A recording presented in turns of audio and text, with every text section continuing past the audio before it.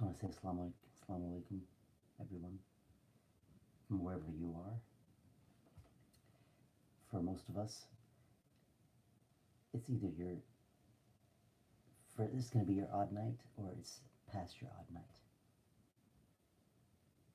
which is a very important night here in our Ramadan. And for Muslims, odd nights, it's tradition where the night of power, the night of decree, where your prayers will be answered, and that night your qadr, your predestination can be altered. You can ask for anything, and if it's accepted, that night, whatever you ask for is accepted. That is a story that we've been told, mythology, whatever you want to call it, but it is a belief system, and every spiritual system has these kinds of anecdotal hadith or sayings of their prophets, be it Moses or David or Muhammad or whoever, okay? And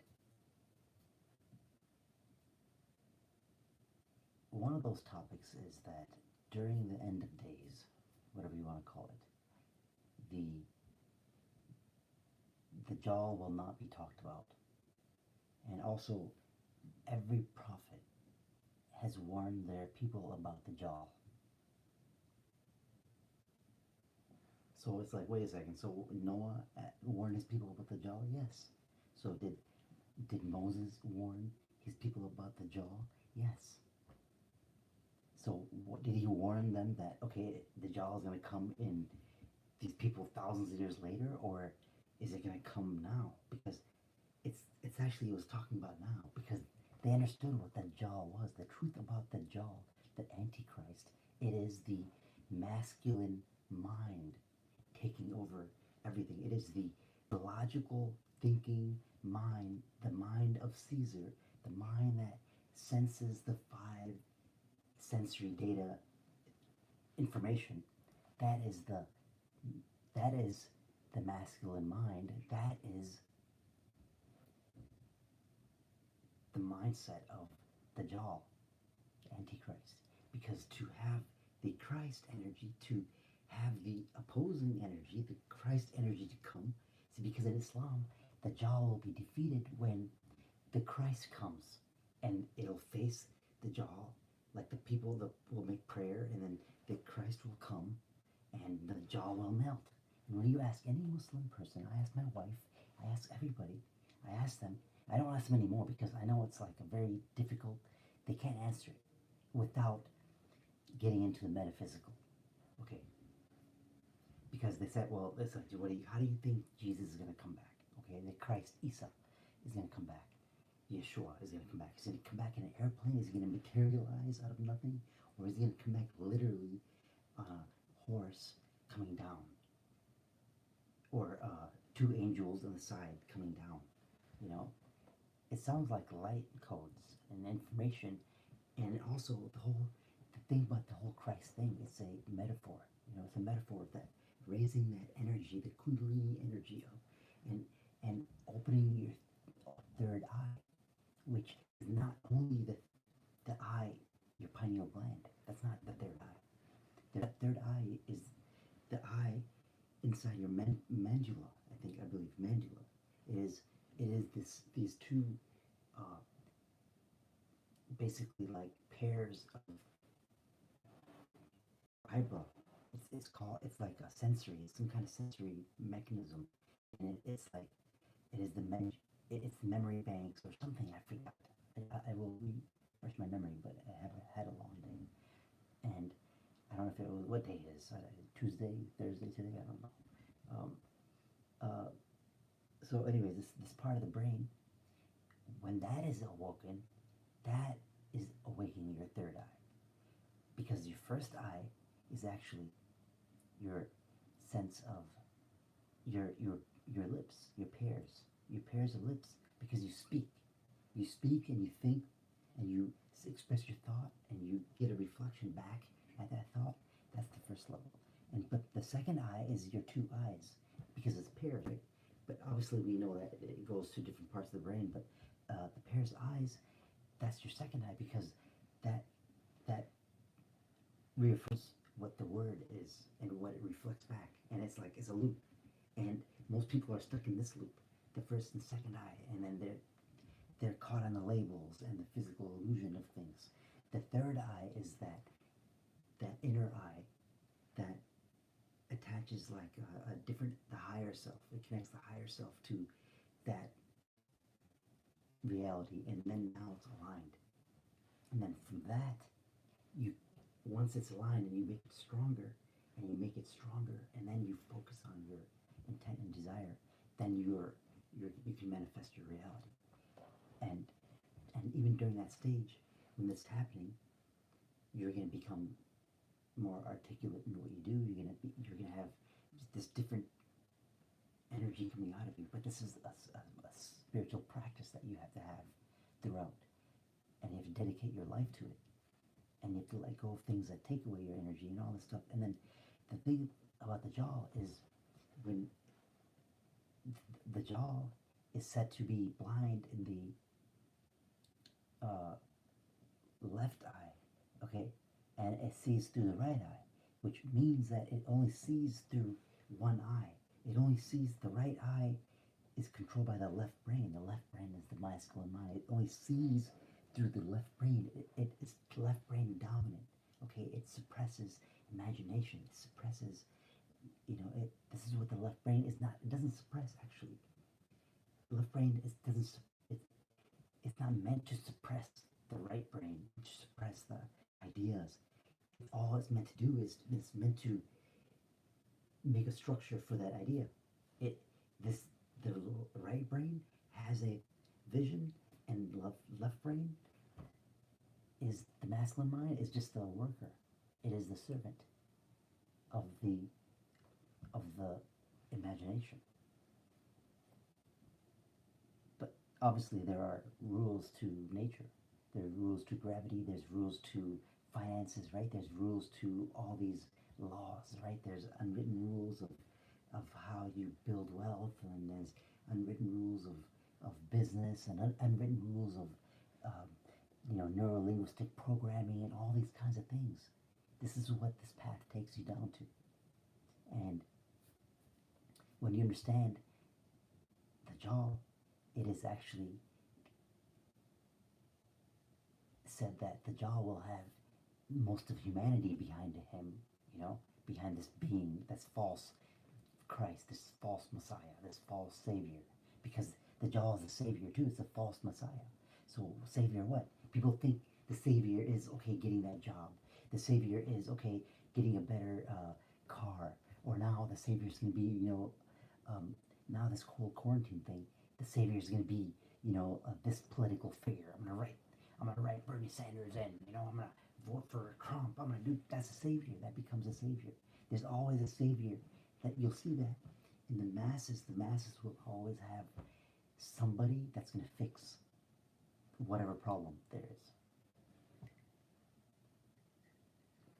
Or they'll be like, the Republicans will be saying, yeah, Trump is awesome, and then the Democrats and people that don't like, the racist people and all this stuff that they label, they will be opposed, because it's just how most people are part of that army of the Antichrist, the jaw, which is that left brain thinking, and unnaturally suppressing that imagination part, because you can't imagine a better life for yourself. You can't even pray for nice things if you can't imagine yourself having it. Imagination is very important.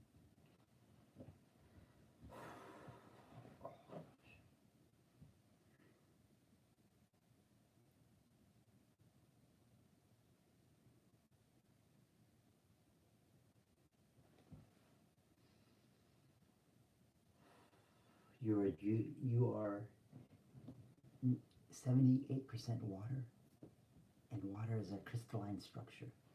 Okay, and and you're a crystalline entity. You're carbon based, as in your base molecular structure is that of carbon which is a hexagonal crystalline formation. Hexagon 666 hexagon is actually if you see a silhouette of a imagine a cube, and you make a silhouette of it, and you have a Mercedes symbol, like this with a line through it, Mercedes symbol.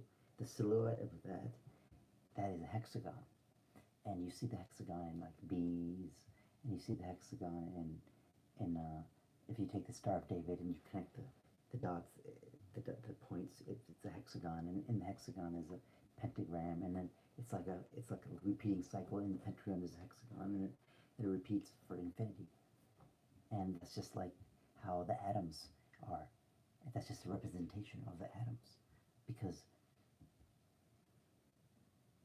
it just repeats over and over again, and it just, okay, more atoms, they go deeper, and okay, there's more atoms, okay, and they zoom in that atom, there's more atoms, and it's like, it doesn't end, and quantum physics says this.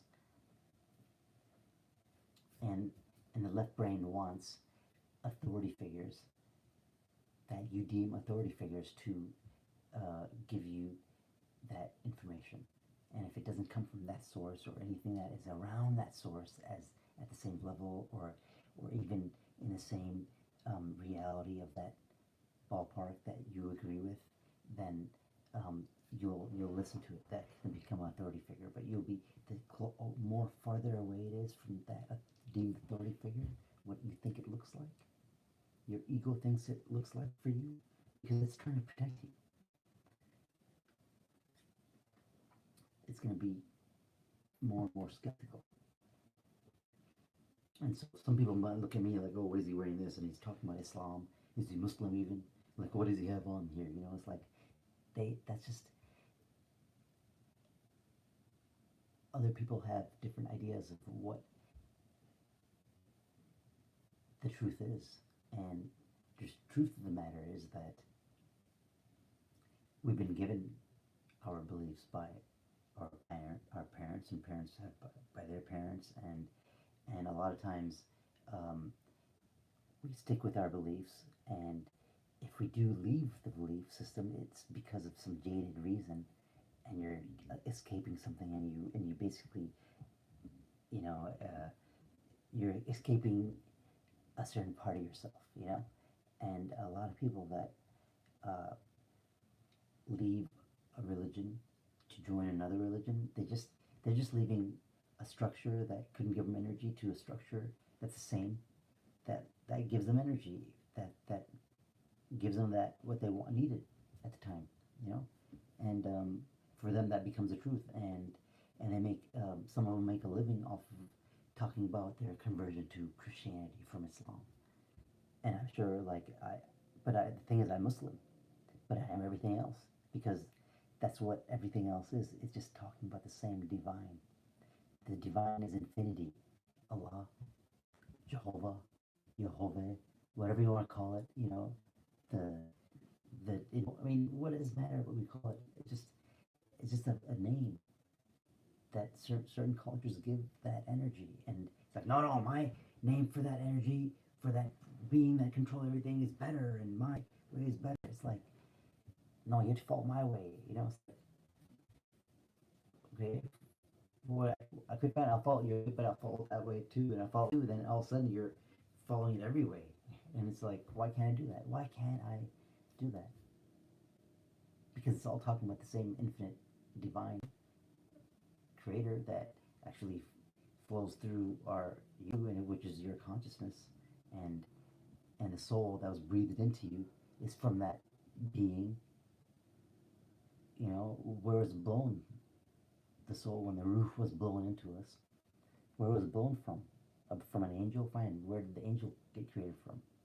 From the divine, because it's all in the divine. Nothing is outside of the divine, and we are the viewer of that end line, and all you see is the front. If you only see with these eyes, all you see is what your eyes show you, your physical eyes show you. But there's more than meets the eye. You know, in Transformers, they have the Allspark and they have that cube in them that gives them that power. I mean, Transformers are talking about you. The body, it doesn't matter. Is it the shell? As long as the Allspark is, they can live on. You know.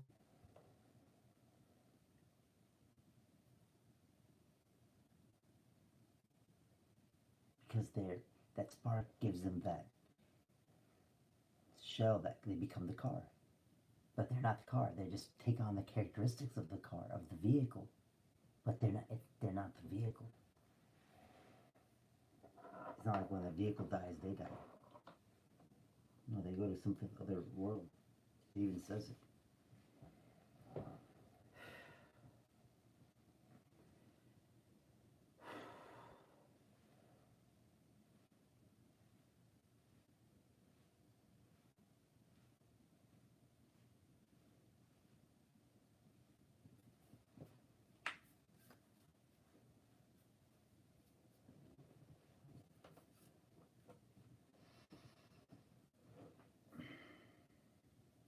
Okay, everyone. Have a wonderful evening, wonderful morning, and remember, you imagine the energy that you need, the courage that you're looking for. Imagine it being given to you by a superhero in your mind. And imagine that superhero aspect of you. And imagine that superhero looking like you and living in a parallel dimension as you,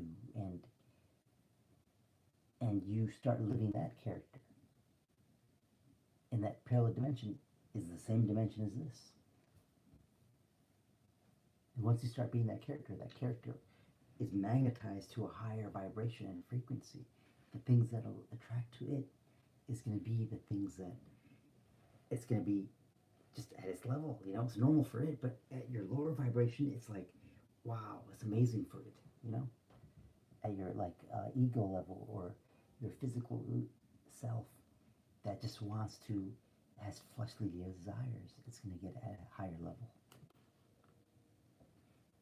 Okay, everyone, take care and keep your geometry sacred and watch what you consume with your eyes, with your ears, with your mouth, and what else? Even with your smell, you know? And in fact, use those sensory organisms, uh, those sensory devices, and program them to tie you to a higher aspect. So if there's a certain smell that reminds you of certain things of the summertime when you're a child and it puts you in a high frequency, replicate that smell or that sound and use it as part of a ritual every day. Okay, take care. Peace. Assalamu alaikum.